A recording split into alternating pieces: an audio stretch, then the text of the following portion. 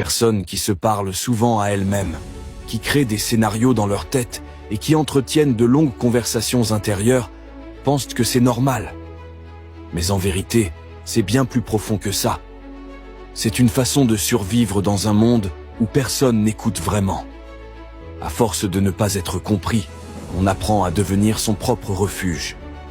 On devient celui qui pose les questions et celui qui y répond. On se parle pour se calmer, pour se rassurer, pour ne pas sombrer. On recrée les discussions qu'on aurait aimé avoir, les excuses qu'on n'a jamais entendues, les mots qu'on aurait voulu recevoir. Et dans ce chaos intérieur, on trouve un peu de paix, un peu de compagnie. Mais il y a un piège.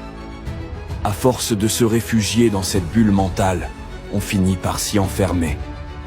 On s'habitue tellement à se comprendre soi-même qu'on oublie parfois de laisser les autres nous comprendre. On garde tout à l'intérieur.